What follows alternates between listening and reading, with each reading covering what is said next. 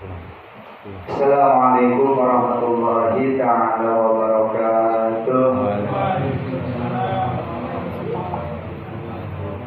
Alhamdulillahilladzi arsala rasulahu bil huda wa dinil haqq liyudhhirahu 'ala ad-dini kullihi wa kafa billahi shahida. Asyhadu an la ilaha illallah wahdahu la syarika lah wa asyhadu anna Muhammadan 'abduhu wa rasuluhu la nabiyya ba'da. Amma ba'du. Yang terhormat Ketua DKM beserta jajaran pengurus Dewan Perwakilan Masjid Al-Mu'allimin, penjelasan utama yang mudah-mudahan selalu diberkahi oleh Allah Subhanahu wa Ta'ala. Para jemaah, bapak-bapak, ibu yang ada, dan anak-anak sekalian yang hadir, mudah-mudahan duduknya kita di majelis ilmu diberikan lebih ganda oleh Allah dengan pahala yang berlipat ganda. Amin. Mari sama-sama kita niatkan duduknya kita di tempat yang mulia ini. Yang pertama, ikhlas karena Allah Subhanahu wa Ta'ala. Yang kedua, kita niatkan untuk menuntut ilmu karena hal itu merupakan kewajiban kita semua, kewajiban kita bersama sampai akhir hayat. Jadi kewajiban menuntut ilmu tidak dibatasi oleh usia, dan terutama ilmu-ilmu yang menyangkut tentang akhirat. Itu menjadi salah satu hukumnya merupakan adalah fardhu ain yang tidak bisa diwakili oleh orang lain. Mudah-mudahan dengan duduknya kita di majelis ilmu, Allah menambahkan keimanan dan ketakwaan kita kepada Allah. Mudah-mudahan kita selalu diberikan keistiqomahan untuk menjalankan apa saja yang diberikan oleh Allah Subhanahu wa Ta'ala dan dijauhi apa saja yang dilarang oleh Allah Subhanahu wa Ta'ala. Para hadirin jamaah rahimakumullah, pada kesempatan malam hari ini, malam Ahad, seperti biasa di Masjid Al-Mu'allimin ada kajian atau ada ta'lim yang memang pada malam hari ini insyaallah kita akan sama-sama belajar tentang ilmu fikih yang diambil dari kitab Kashifus Syajah. Untuk malam ini masih tentang sholat. Jadi panjang banget ya tentang sholat. Udah hampir 3 bulan belum selesai. Karena memang pertemuannya sebulan sekali. Untuk malam hari ini insyaallah kita akan melanjutkan pada pasal yang menjelaskan tentang pembatal sholat. Pada pertemuan sebelumnya kita sudah sama-sama belajar yang termasuk kepada sunnah arba'ah. Sunnah arba'ah di dalam sholat. Masih ingat gak Pak? Lupa ya. Sunnah arba'ah itu kita tertinggal, kita tidak lakukan di dalam sholat, maka disunahkan untuk melakukan sujud sahwi ya, itu ya sebelum salam. Nah, insyaallah pada malam hari ini kita akan melanjutkan pasal tentang pembatal salat. Alhamdulillah minasyaitonir rajim. Bismillahirrahmanirrahim. Qala Allahu wa nafa'allahu bihi wa al-akhirah.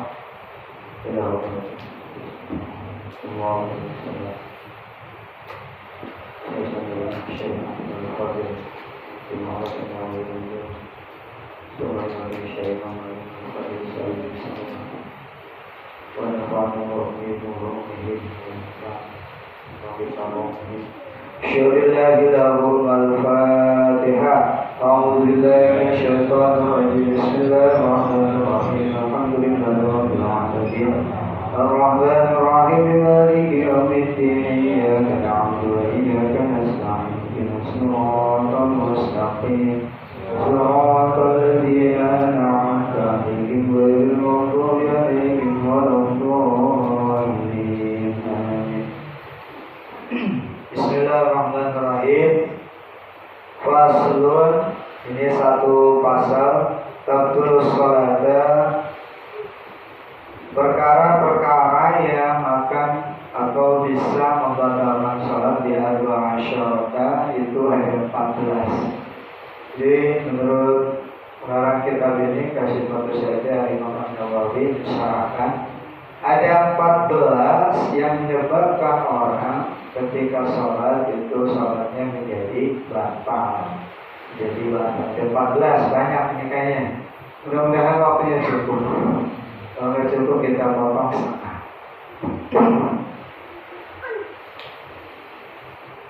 Biar basyota khoslatan bila hadasi, yang pertama adalah dengan sebab adanya hadas. Wabihuku najasati, yang kedua datangnya tirak-tirak najis, datangnya sebuah najis ilah tulqa, jika tidak segera disingkirkan atau dibuang halan seketika itu, min ghairi haqqin, dari tempat yang lain. Yang kedua datangnya najis. Najis itu jika tidak segera kita buang. Itu yang kedua.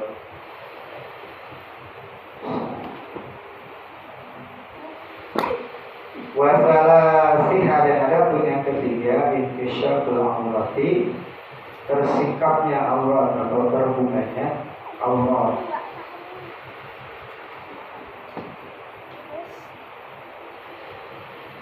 Warabi'ah, dan ada pun yang keempat, nanduku di harfa ini ngomong, berbicara di harfa ini, di mana ucapan itu keluar dua huruf dari ucapannya. Au harfa, yang dua huruf itu yang tidak dia mengerti atau tidak ada maknanya. Au harfin mufhimun, atau satu huruf yang memang bisa dipahami. Amdan, dengan sengaja. Itu yang keempat. Selanjutnya waqal misalnya, dan ada pun yang kelima, bil mufattiri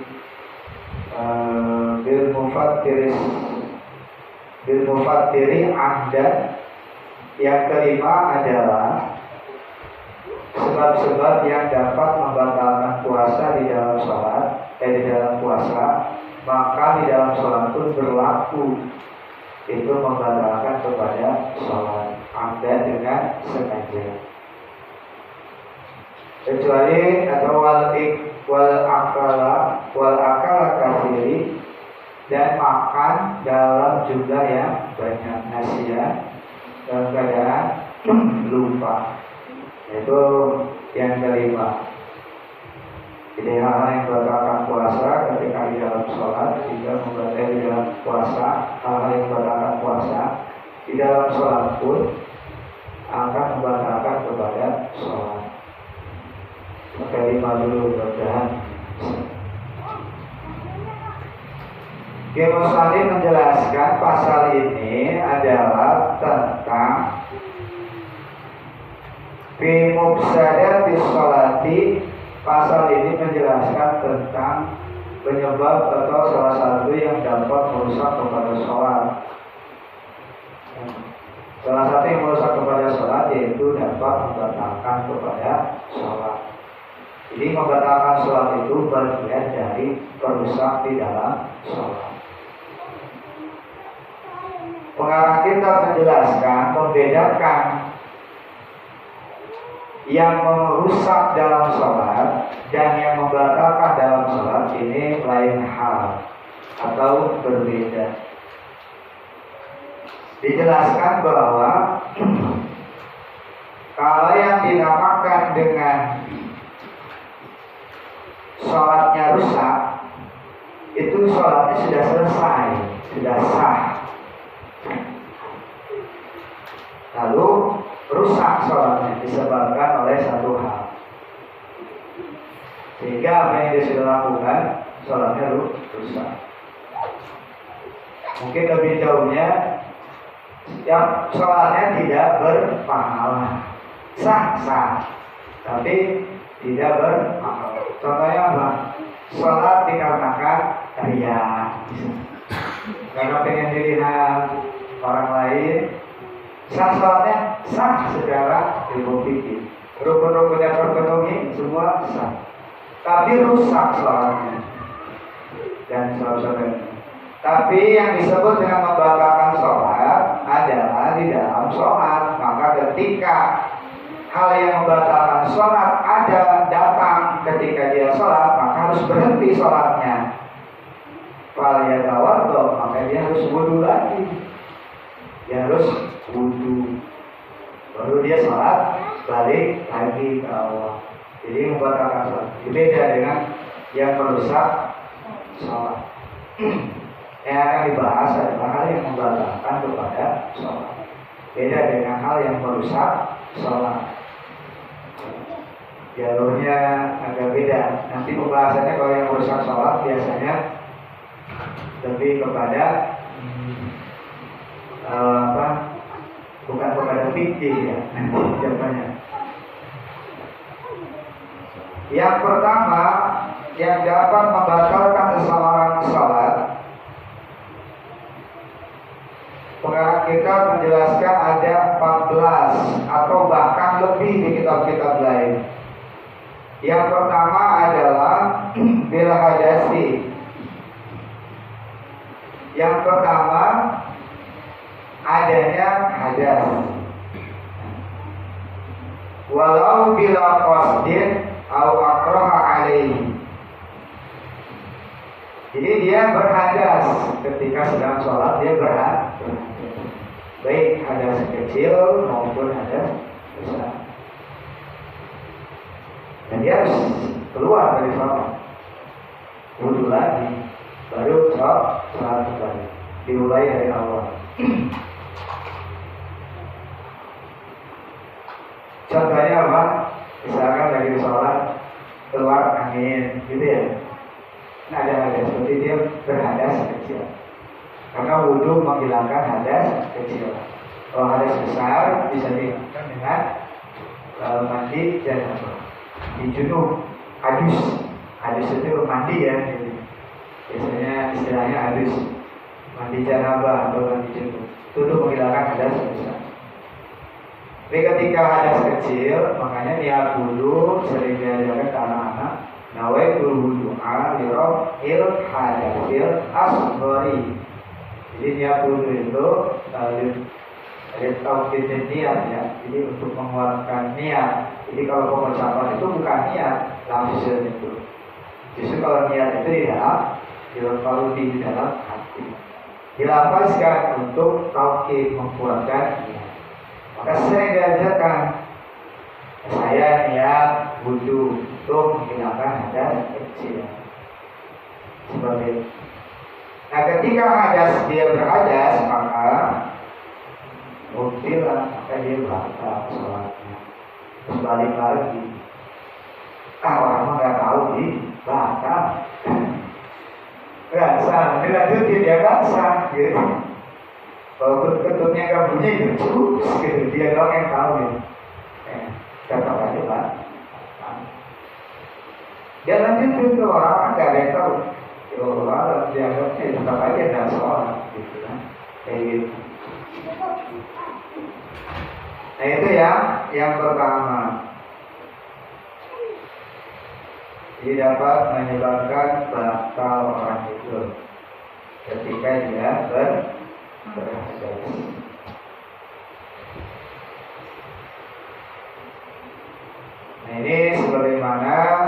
dikabarkan dari hadis sahih, idza basa ahadukum fi sholatihi falyansharif wal yatawaddo.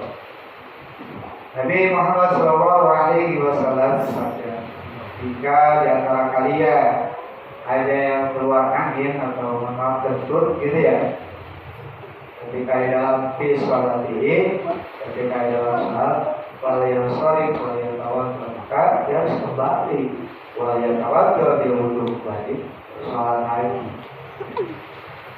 Seperti itu. Itu yang pertama. Maka kita sebagai orang tua harus mengajarkan anak-anak hadas. Ini hadas, hadas kecil. Jangan sampai nanti nggak tahu hadas kecil itu apa saja.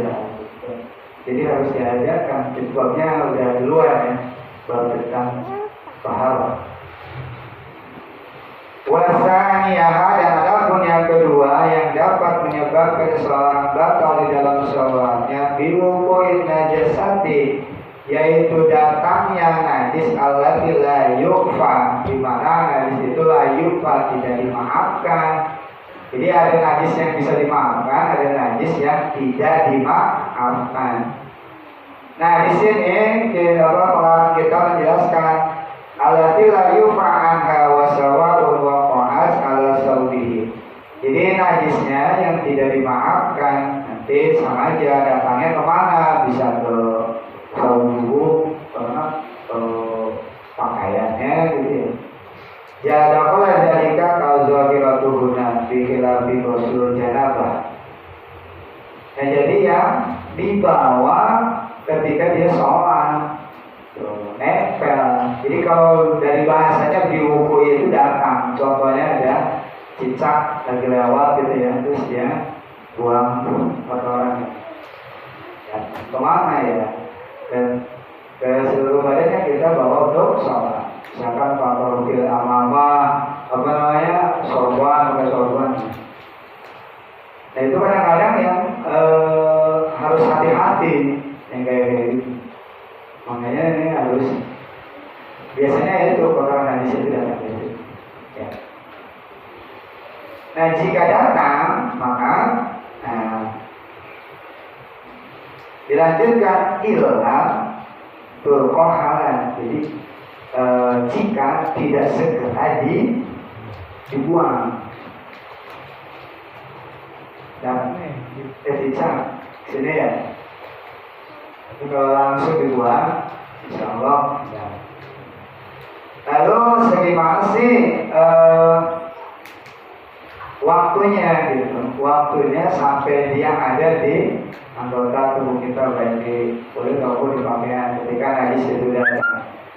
Orang kita menjelaskan ayat qabla mudia apa lutumatina dulu. Jadi paling sedikit itu satu bacaan tumanina. Apa bang tumanina? Bacaan subhanallah. Jadi jangan sampai kelamaan najisnya dulu. Jangan dari ruku sampai ruku lagi masih nempel, itu batal itu. Tapi ketika dia datang langsung kita buang.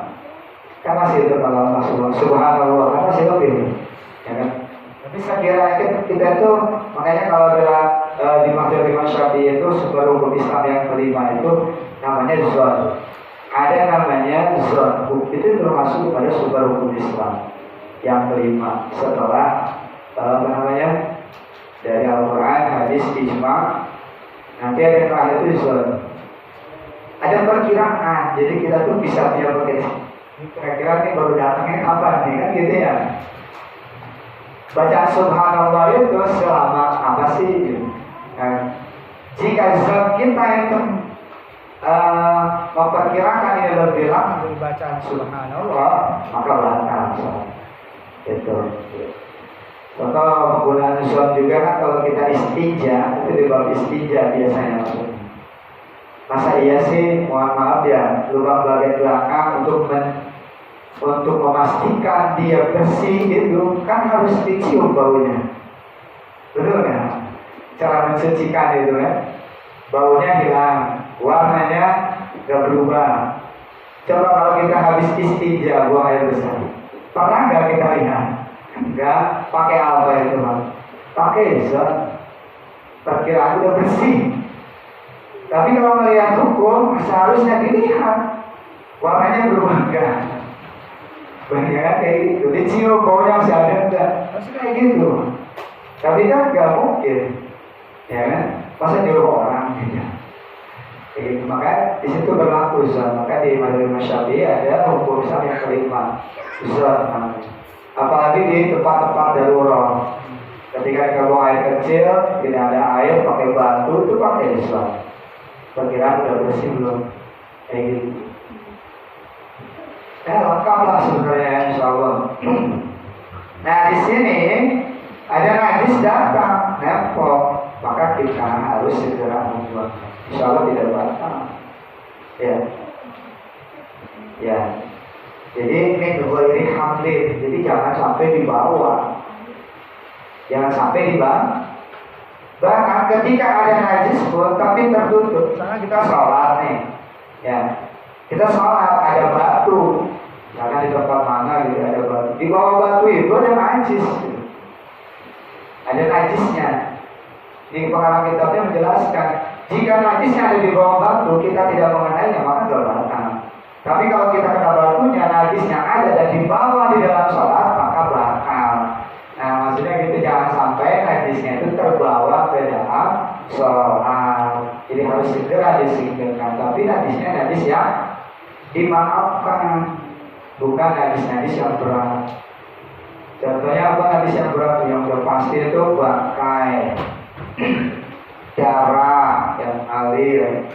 Kalau darahnya sedikit masih maafu, masih dimaafkan. Yang kotorannya yang kering. Tapi kalau yang masih basah nempel kan ke bawah. Misalkan kotorannya baru gitu ya. Kalau udah digini kan masih nempel, Pak. Batal nggak batal? Tapi mungkin ada kotoran cicak nempel di plafon. Karena sudah lama ke bawah kipas angin, ke bawah angin jatuh kena kita, segera kita singkirkan, insya Allah nggak batal. Itu maafu, dimaafkan. Tapi kalau najisnya nempel sampai ke bawah sholat, gitu ya, lewat dari perkiraan selama membaca subhanallah, maka menurut Imam An-Nawawi itu membatalkan dalam sholat. Maka harus ulang.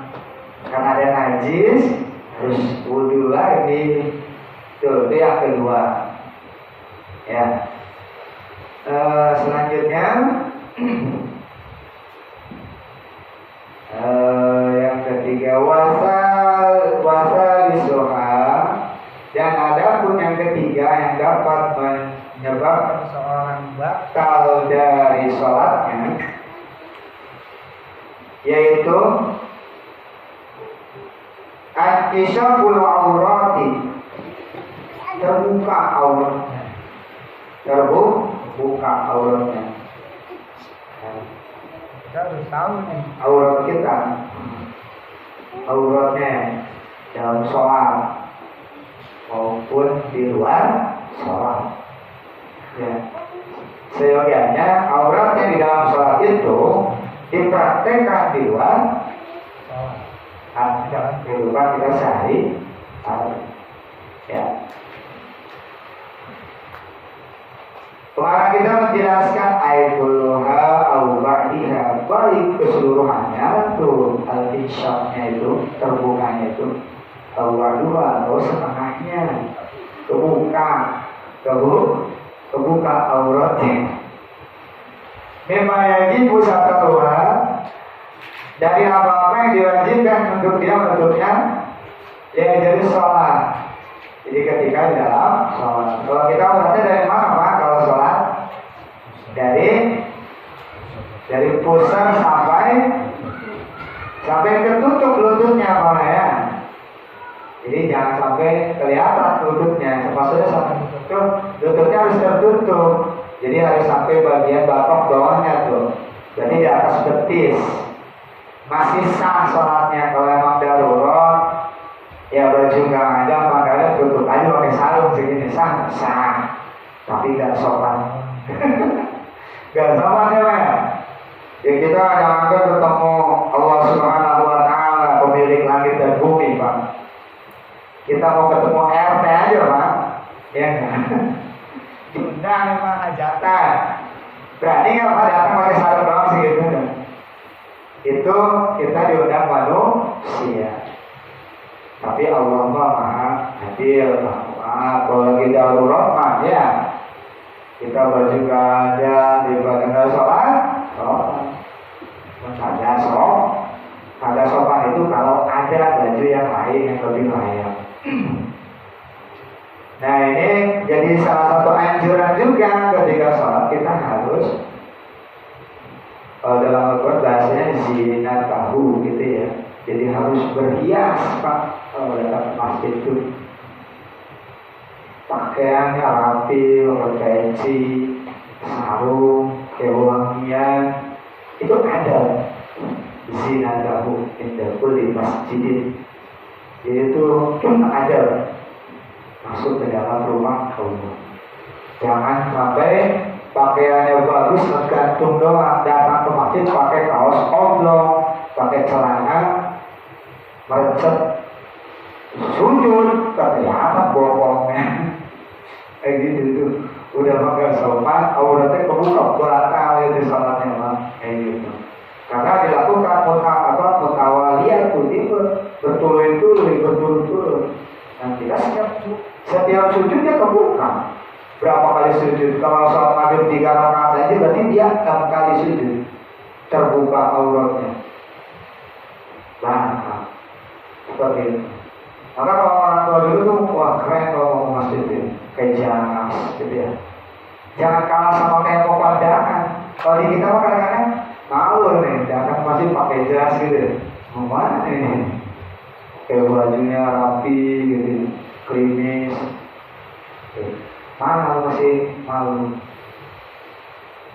Nah itu kebuka aurat ketika sholat baik seluruhnya dari lutut sampai pusat atau setengahnya itu menyebabkan itu batal dari sholat. Terus halan jika dia tidak segera menutupnya halan sesegera mungkin, sama kayak tadi halan itu apalagi cuma jadi seukuran membaca bacaan cuma subhan kebuka auratnya gerahnya sholat di sini jangan kipas angin masa kipas anginnya yang tornado nomor 1 paling kencang lah. Dari rumah kalau pakai celana pakai sarung doang ya kan pelindung yakin nggak dipakai kebawa angin kelihatan auratnya. Kalau dibiarkan segera langsung tuh dijelaskan oleh pengarang kita bahwa dalam sholat khalwati walaupun dia sholat dalam kesendirian di dalam yang sepi. Tadi sendiri sholat hajud nih gerahnya jam 2 banget pas angin aja tuh, pas angin sekarang hampir taruh di bawah, pas sujud ke bawah angin gitu kan ya itu walaupun berkhawat dalam keadaan Fa'in kasabarihun, dan jika terbukanya itu aurat rihun oleh angin falatab dulu nggak batal kalau lain ya apa namanya buka falatab dulu salat tahu in setruha halan. Sekali lagi tidak batal walaupun dia terbuka oleh rihun angin ya. Kalau sekarang kan macam-macam. Kalau dulu mungkin di ruangan terbuka dulu kan. Kalau sekarang kan oleh kipas angin.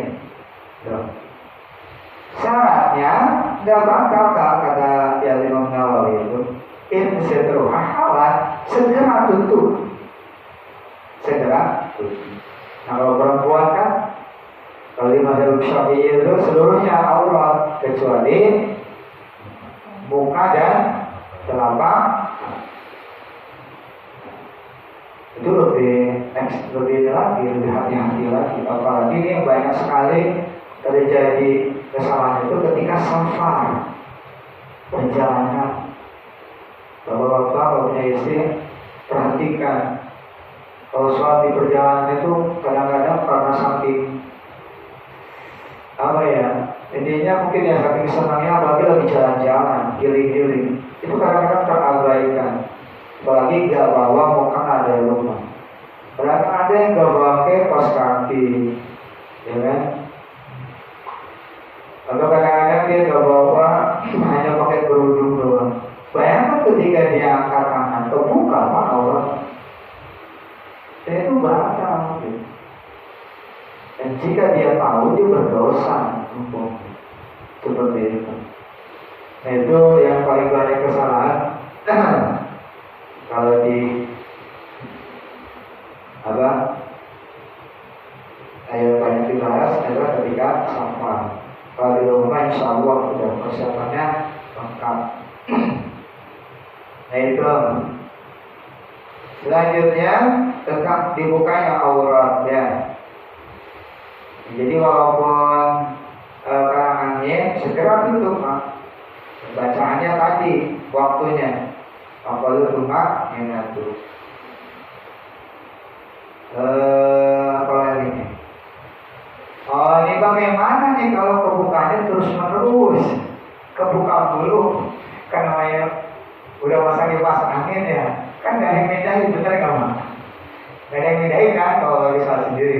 Nanti pasangnya kan di situ. Setiap kebuka terus, pokoknya kebuka terus. Udah dibenerin, kebuka lagi.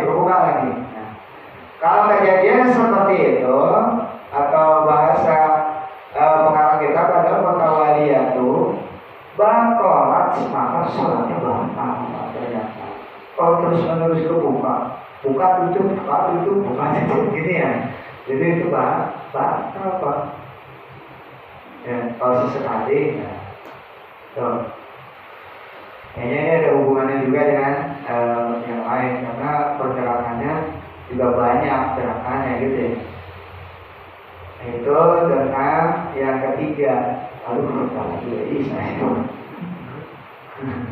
Baru 3 Pak.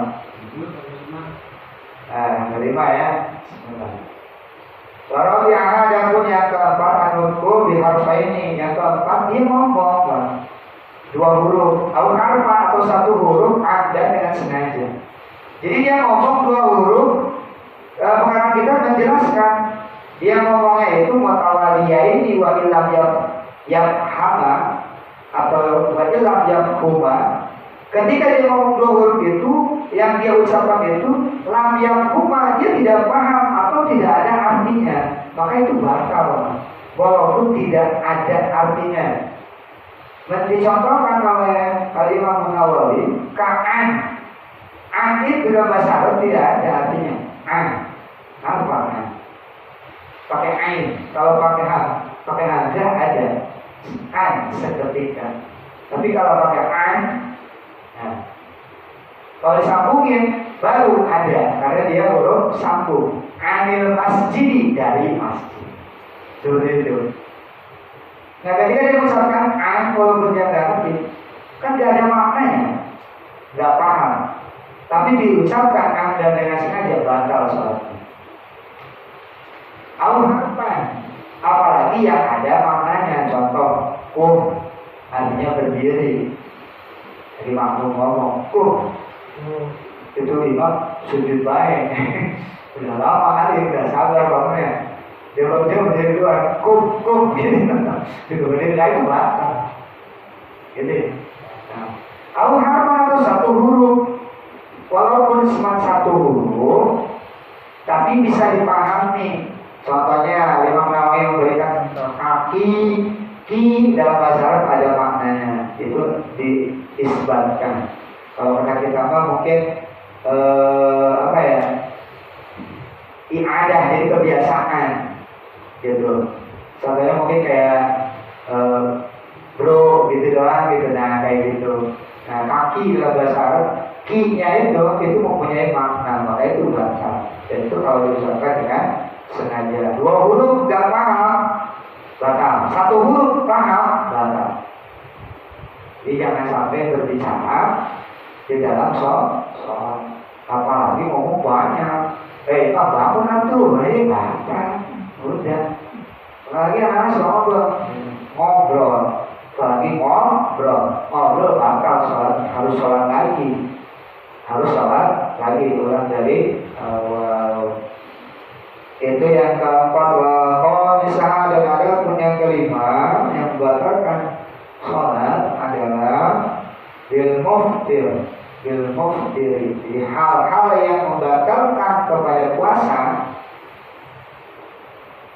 ayat ini ada dengan sengaja itu ternyata membatalkan dalam sholat, kecuali makan ya banyak. Maksudnya apa? Ketika kita puasa, makan banyak batal kan? Enggak. Salahnya lupa. Udah 2 piring nih lagi puasa. Saya lagi puasa ya. Berhenti saat dia ingat batal gak puasanya? Tidak. Tapi ketika sholat makan jangankan 2 piring, 1 biji nasi aja masuk. Itu walaupun gak sengaja batal. Bedanya gitu. Tapi semua yang batalkan puasa di dalam sholat batal. Mobil terlalu sampai ini kuping, apalagi megang bagian lubang belakang, wah udah batal itu ya, itu batal. Hal-hal yang menyebabkan hal-hal yang membatalkan puasa di dalam sholat semuanya batal. Itu yang kelima. Ya, nasiya kalau dia lupa jadi tetap batal. Jadi kalau dalam sholat tidak ada istilah batal. Walaupun dia misalkan nggak ngerti, tetap batal. Tetap batal. Yang membatalkan dalam puasanya itu bisa membatalkan di dalam sholat. Ya. Karena di sini dijelaskan ayat sholat yang jahilan. Jadi batal aujahilah walaupun dia jahil, bodoh, nggak tahu, belum belajar. Bahkan di sini dijelaskan al-ma'zuran atau orang yang baru belajar Islam, mungkin malah, gitu ya. Dia melakukan itu batal, seperti itu. Ya, nah, lihat kalau di ilmu bil Islam, maka sedikitnya, atau di situ di satu kampung itu nggak ada orang yang ajaran tetap batal. Jadi ketat sekali Pak, aturan sholat itu luar biasa. Ini baru 5 dari 14, jadi masih ada 9 ya. Luar biasa karena ini harus kalau nggak bisa salah paham. Mudah-mudahan ada manfaatnya untuk saya pribadi. Kesalahan dari saya pribadi, kebenaran hanya milik Allah Subhanahu wa taala. Berartinya mohon maaf, wallahul muwaffiq ila aqwamit thoriq, wassadisuhu dan ada pun yang kena wallahu a'lam bishawab.